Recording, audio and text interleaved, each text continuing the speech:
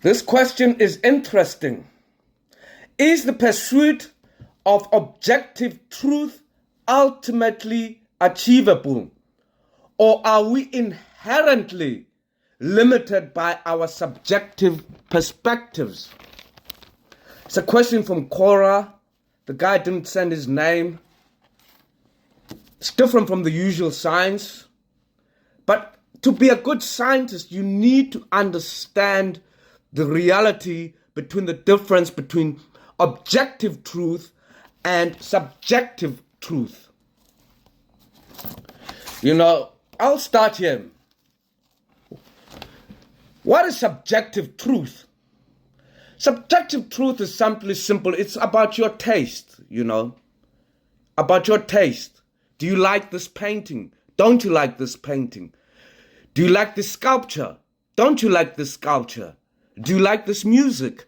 Don't you like this music, Stuff like that. And it works. Do you like a certain car model? Or don't you like a certain car model? And car model designers built this reality around the subjective truth that some people like different kind of cars. Fashion people build this reality and make money out of people like different kind of clothes. This is a subjective truth. It depends on your feelings, your taste. What do you like? And what you like is determined by your culture, by your beliefs. Everybody's like that. Now we come to what is an objective truth. An objective truth is what they say goes beyond our personal beliefs, our personal tastes. It goes beyond that. Do I like vinegar on my French fries? Or don't I like vinegar? Do I like ketchup? Or don't I like ketchup? It goes beyond that. It says this is a French fry. That's an objective truth. This is a French fry. What I do with it is now subjective. If I put salt, pepper, whatever, that is my taste. But that it is a French fry is an objective truth. The sun rises in the east. That is an objective truth. You understand? That magnetism organizes into a wave. That is an objective truth.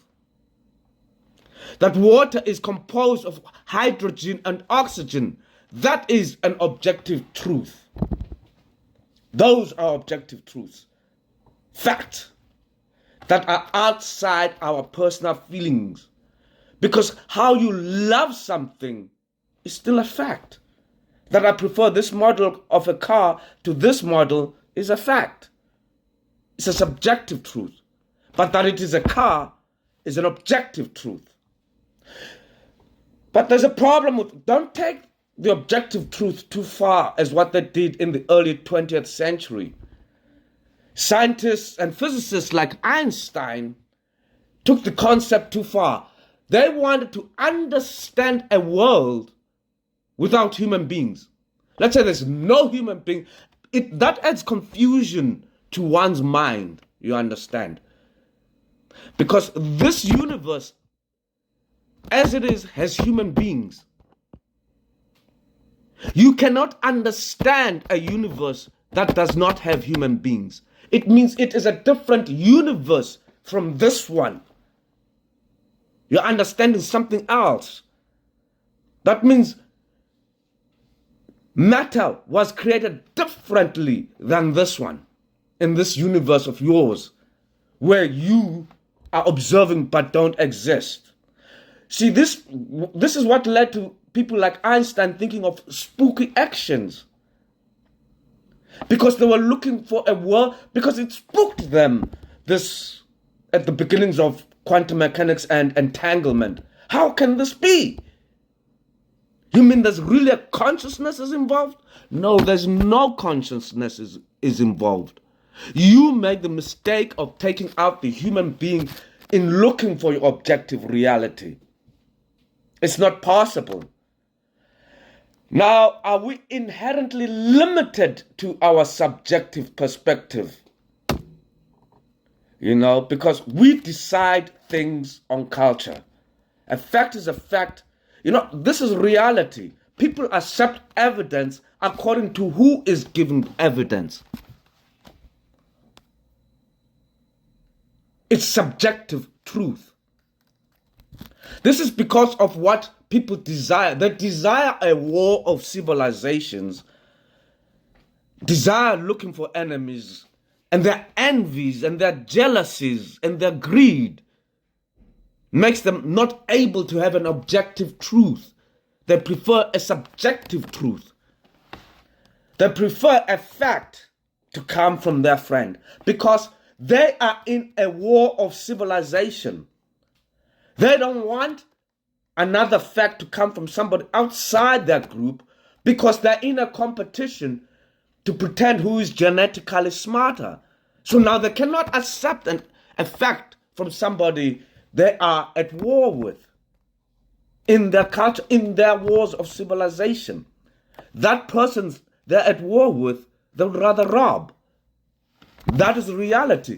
That's why we cannot leave. The subjective truth is going to be around us for a long time to come. I can tell you what happened to me. I had an interview with, let's say the Canadian Broadcasting Corporation. They brought down my deeds and I was replaced because I was the first person to show that everything's in a relationship. CBC interviewed me, they took it down, and then 3 years later, it seemed as if Lee Smollen's the one who first saw that everything is in a relationship and all relationships are random.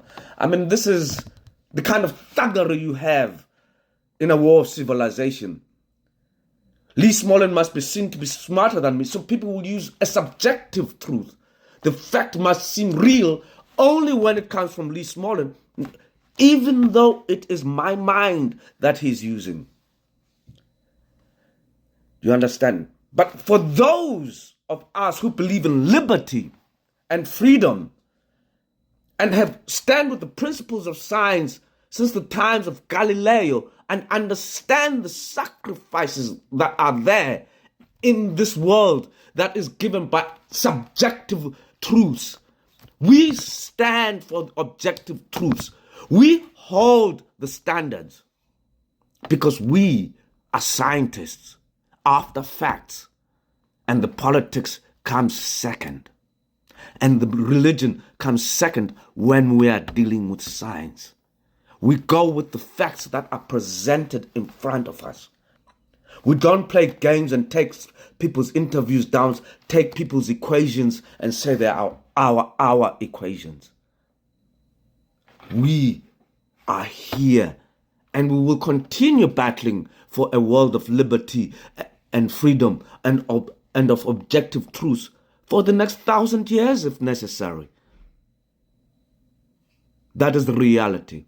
Thank you. Discovery Khumalo out.